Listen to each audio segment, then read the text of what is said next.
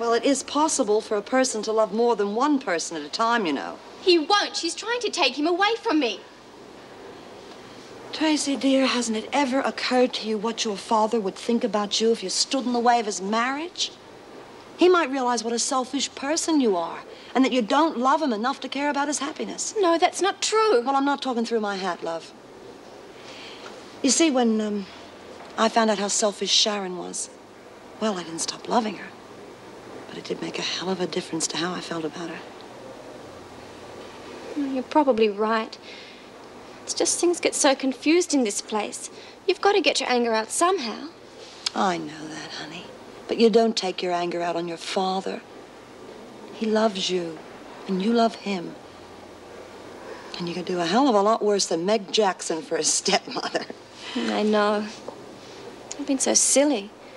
I really like her, and I've been such a pig to her and Dad. Well, it's not too late for you to make it up to them, you know. Why don't you think about that, huh?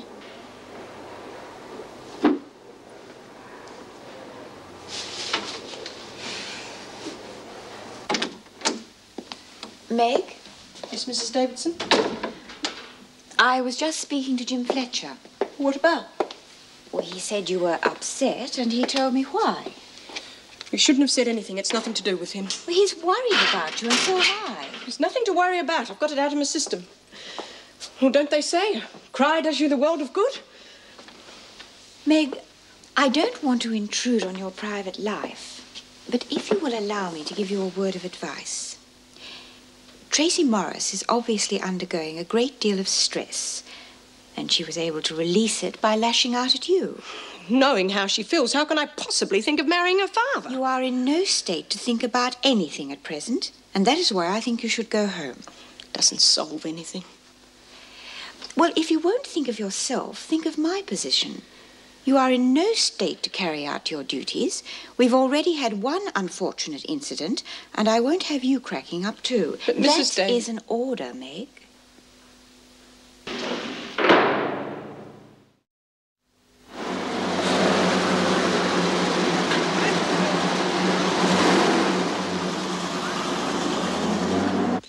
If you can give Officer Barry the double shift on Monday and Officer Phillips the day off.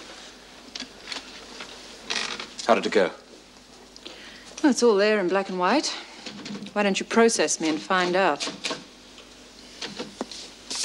Thank you. Stand on that white line, please.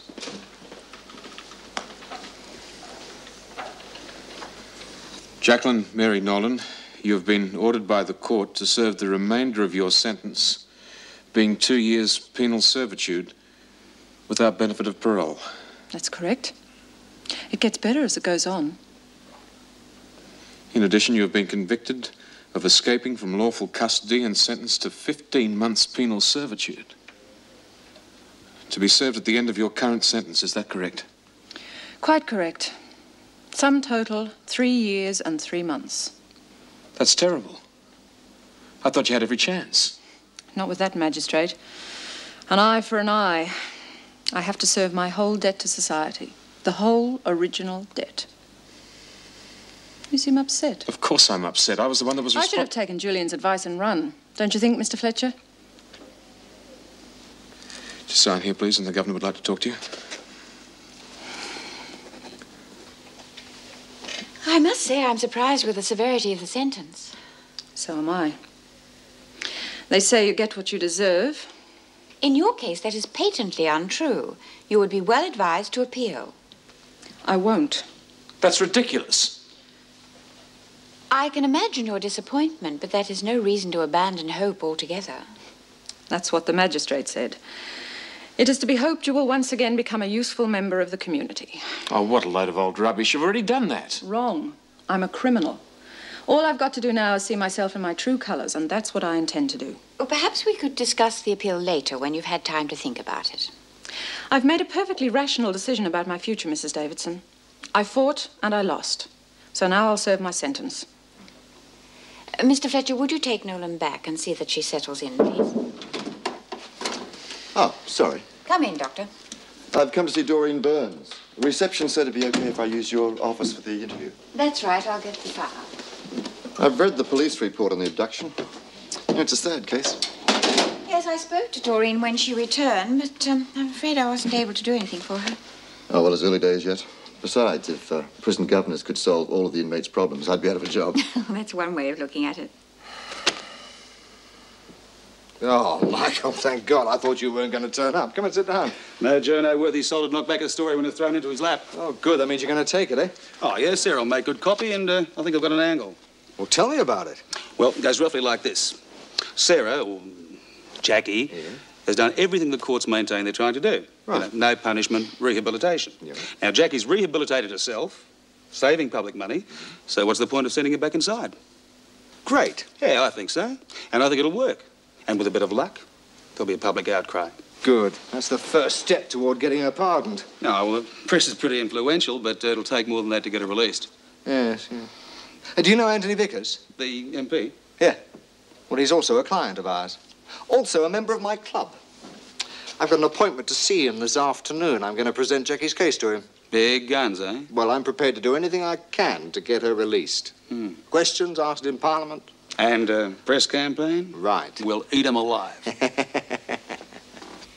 So when I lost Kevin and then the baby, I didn't have anything to live for. So I reckon... The only thing was to end it all. But you didn't succeed in doing away with yourself. Now, I think there was a reason for that. I've just never done anything right, that's all. No, Doreen, I think you're wrong. Anyway, what happened then? Suppose things looked up. Made up my mind about what to do on the outside and got myself into trouble straight away. Now, that's not strictly true, is it? From what I hear, Miss Bennett didn't help. Yeah, but that had nothing to do with the baby. No, I know that, but you did have the baby's interests at heart. Yeah, I just didn't want her to go into a home. Then she got real sick. And you brought her back. Don't you see that? That's my point. Now, that took courage. Where do you think that courage came from? I don't know. Well, it must be in there somewhere. Suppose. Look, you've survived. Now, I know it isn't easy for you to accept that at the moment, but you have survived. So you must have some strength in you. I'm not strong. No? Who do you think is strong? Bea, Lizzie. All those things I did. Most of them were because of Bea and Lizzie. I mean, they're still in here, and maybe for years. They've managed to keep it together. So I reckon if they could, I could. So you drew your strength from them? Suppose you could put it that way. You know, today when I saw Lizzie, I thought she wouldn't want to know me after what I've done. But she still loves me. And why not? You know, I think you're a pretty remarkable person, Doreen.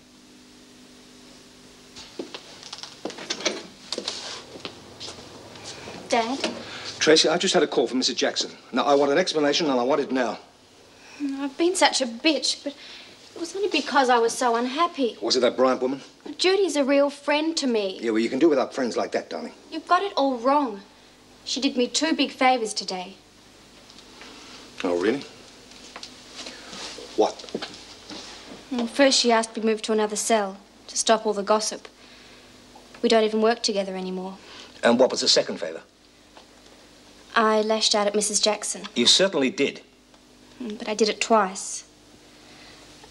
I told her that she was only after your money. Tracy, you don't believe that, do you? No, I don't. But it took Judy to convince me. She really helped me get my head together. Dad, Judy's only interested in helping... Look, I'll accept your judgment on Judy. What did you sort out about Meg and myself? Well, that I was being a selfish little pig and I was only hurting you by being so jealous. Dad, I'm sorry. Apologize to Meg, Tracy, not me. I don't think I could face it. Couldn't you do it? Darling, I'm not going to apologize for you. I'd like to think you'd take that responsibility on yourself. Now, don't disappoint me again. You're right. I'll do it now. You can't. I'd like to see Meg myself, but she's already gone home. Well, I'll apologize to her tomorrow. When are you going to see her again? When would you like me to see her? As soon as possible. Dad, I want you to be happy. Both of you.